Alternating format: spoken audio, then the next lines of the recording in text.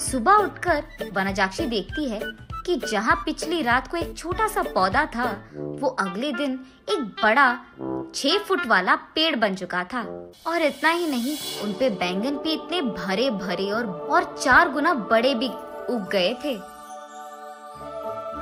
ये देख वनजाक्षी अपनी आंखों का खुद यकीन नहीं कर पा रही थी। पेड़ के पास आकर उसे जांचने लगती है। ये कैसे हुआ? ये मुमकिन कैसे है? कल तक तो ये पौधा था, आज पेड़ कैसे बन गया? वो ऐसे सोच में पड़ गई थी कि इतने में उसकी बेटी वसुंधरा वहां आकर उस पेड़ को देख ऐसे ही चौंक जाती है। कुछ देर बाद वो हार मानकर कुछ बैंगन को लेकर उनका भरता बनाती है। बस वो भरता स्वादिष्ट था। उस स्वाद पे फिदा होकर माँ बेटी दोनों बचे कुछ बैंगनों को उनके आजू बाजू पड़ोसी लोगों में बांट देते हैं। अगले दिन उस बैंगन के स्वाद पे फिदा होकर बार बार वनजाक्षी के घर आकर उनसे बैंगन पूछते हैं। और इतना ही नहीं, जितने बैंगन को कल वो पेड़ से तोड़े थे, उतने ही बैंगन अगले दिन वापस उग गए थे। ये देख माँ बेटी दोनों आश्चर्यचकित हो जाते हैं। तब दोनों फैसला करते हैं कि इन बैंगनों को मुफ्त में नहीं देना है। ये कहकर बेचते हैं कि ये जादुई पेड़ है और इसके बैंगन बहुत स्वादिष्ट हैं। ऐसे वो बैंगन दुगने रेट में बिक जाते हैं। कुछ ही दिनों में इन स्वादिष्ट बैंगनों के बारे में और वो बड़ा सा बैंगन के पेड़ के बारे में इधर उधर बात फैलकर आजू बाजू पड़ोसी शहर तक पहुंच जाता है।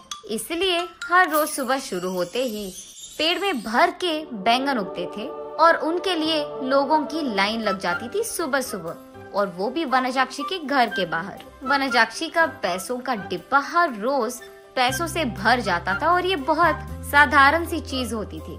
कुछ ही दिनों में वनजाक्षी का नाम बैंगन से जुड़ गया और सब उसे बैंगन बेचने वाली वनजाक्षी करके बुलाने लग गए। और इतना ही नहीं, वो बहुत कम समय में उस सारे गांव में सबसे अमीर बन जाती है। बड़ी सी बंगला बनवाती है और उस बैंगन के पेड़ के चारों ओर बाड़ लगवा देती है और उस पेड़ के पास एक सिक्योरिटी गार्ड को भी रख लेती है। एक दिन वसुंधरा वनजाक्षी के पास जाकर ऐसे कहती है, माँ, रातों रात एक छोटा सा पौधा इतना बड़ा पेड़ कैसे बन गया? और ऊपर से अगर सारे के सारे बैंगन हमने तोड़ दिया तो भी अगले दिन उनके जगह में उतने ही भर के बैंगन उग जाते हैं। ये कैसे मुमकिन है? अरे हाँ, मैं भी इस चीज के बारे में सोचना भूल गई। चलो, जो भी हुआ उनसे हमारा अच्छा ही तो हुआ। अब तो मुझे तुम्हारी शादी की भी कोई फिक्र नहीं है बेटा, ऐसे कहती है। और ठीक तभी वनजाक्षी को एक बात याद आती है। उस समय में जब भी वनजाक्षी के लिए रिश्ते लाते थे तो कुछ भी सेट नहीं होता था। अगर वसुंधरा को लड़का पसंद आ गया तो लड़के वालों को इनका दहेज नहीं पसंद आता था, और अगर लड़के ने वसुंधरा को पसंद कर लिया तो वसुंधरा को वो लड़का पसंद नहीं आता था। ऐसे बहुत सारे रिश्ते देख देख कर वनजाक्षी थक कर ये सोचने लगती है कि शायद उसकी बेटी के कुंडली में कोई दोष है, इसीलिए वो बहुत सारे पूजा पाठ करवाती रहती थी। ऐसे ही एक दिन वो मंदिर में पूजा करवा के घर लौटती रहती है। तब रास्ते में उसे एक बैंगन का टुकड़ा नजर आता है। उसे लेकर वो अपने घर के सामने रख देती है। और कुछ दिन बाद उस जगह में एक छोटा सा पौधा उग गया था। मंदिर जाने से पहले उन बैंगनों को देख वनजाक्षी सोचती है, घर आने के बाद ना इन बैंगनों का एक बहुत अच्छा भरता बनाना है मुझे। यही सोचते हुए वो मंदिर चलती रहती है। रास्ते में वो ऐसे सोचती है, अगर कोई वो बैंगन को लेके गया तो वो फैसला करती है कि जल्दी जल्दी वो मंदिर जाकर भगवान की प्रार्थना करके बाहर आ जाएगी। वापस आते वक्त उसे रास्ते में एक साधु नजर आते हैं। उनके पास जाकर वो ऐसे पूछती है, स्वामी, मैं मेरी बेटी की शादी करवाने के लिए बहुत कोशिश कर रही हूँ, लेकिन नहीं हो रहा है। कृपा करके इसका कोई हल निकाल दीजिए। ठीक है, उस जगह पे बैठकर अपनी पूरी मन से प्रार्थना करो, ऐसे कहते हैं साधु। तब वनजाक्षी उस साधु के सामने बैठकर इसी डर में पड़ी रहती है कि कहीं कोई उस बैंगन को चुरा ना ले। हे भगवान, मेरे घर जाने तक उन बैंगनों को संभाल के रखना, किसी को उसे चुराना नहीं है। इसका प्रार्थना करके वो उठकर साधु के पास जाकर आशीर्वाद दीजिए स्वामी, ऐसे कहती है। तब साधु कहते हैं, जो प्रार्थना तुमने अपने मन से, पूरे मन से किया है, तुम्हें वो हासिल होगा, और वो भी दुगने में। जाओ बेटी।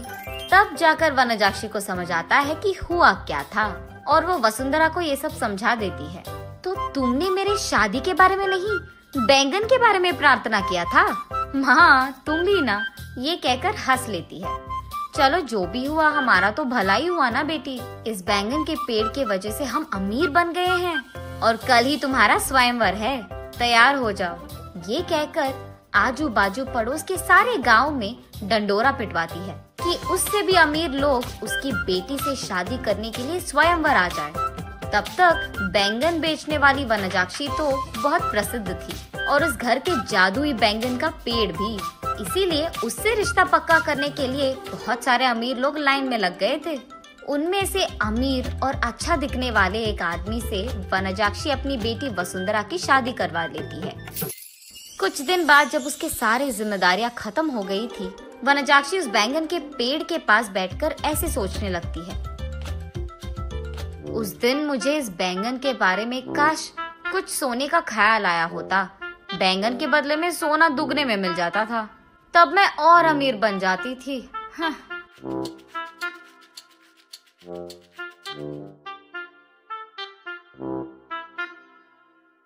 अगले दिन सुबह उठ के देखने पर उस बड़े बैंगन के पेड़ के जगह में वही पुराना वाला छोटा सा पौधा था जो वनजाक्षी ने वहां लगाया था।